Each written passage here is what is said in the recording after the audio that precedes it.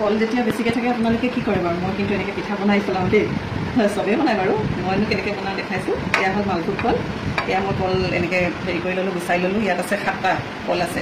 তাৰপিছত মই দিম চুজি, এইখন হেতা দি পেলাই দিম দেই, আপোনালোকে নিজৰ হেৰি কৰি দিব হিচাপতে। মই 2 চামুচ চুজি দিম, এনেকুৱা হেৰি দিম, এইখন হেতা দিম, আৰু সমান পৰিমাণৰ ৰাইচ পাউডাৰ পিঠাগুড়ি। মই কিনা পিঠাই লৈছোঁ, মোৰ খুন্দি থোৱা নাই। 2 তাৰপিছত বেকিং পাউডাৰ অকণমান দিব লাগিব দেই, তেতিয়া মানে হেৰিটো খাই ভাল লাগে, মানে আৰু 2-3 দিনমান কোমল হৈ থাকে। এইটো পিঠা অৱশ্যে বৰ বেছি দিন নোৱাৰি থ'ব দেই, ময়ো মানে সোনকালে খাই পাওঁ, সেইটো কাৰণে তেনেকৈ বনাইছোঁ। দিছোঁ 1/2 চামুচ বেকিং পাউডাৰ দিছোঁ, আৰু বেকিং চ'ডা দিব নালাগে। আৰু মই মিঠাটো বাই চান্স কম হ'ব পাৰে বুলি গুড় অকণমান দিম। বাকী এইখিনি মই মিক্সিত মাৰি ল'ম, আৰু বনোৱাটোহে দেখাম আৰু দেই, বনাটো নেদেখাম। এইখিনি মই মিক্সিত হেৰি কৰি ল'লোঁ, পিচি ল'লোঁ।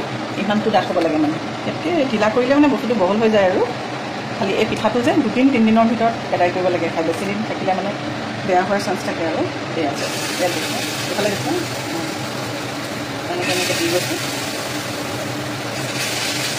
গেছটো মই অকণমান ল' টু মিডিয়াম ফ্লেমত ৰাখিছোঁ, গুড় দিয়াৰ কাৰণে মানে অলপ সোনকালে জ্বলি হোৱাৰ চান্স থাকে যে। বৰ টেষ্টি লাগে খাই, কিবা ঘৰত সকাম নিকাম পাতিলেও বনালে ভালতে খাই খুব ভাল পাওঁ।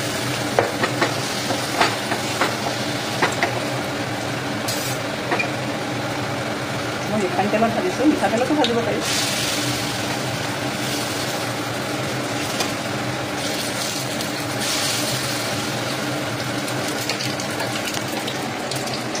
দেখাবা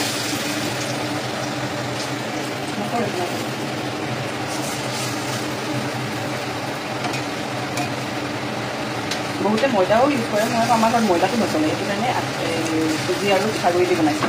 আটাও দিব পাৰে আপুনি, পিঠাগুড়ি নাথাকিলে। মই আটা দিও বনাই পাইছোঁ, খাই ভালেই লাগে। খালি পিঠাগুড়ি আছে সেইকাৰণে পিঠাগুড়ি আৰু চুজিটো দিছোঁ।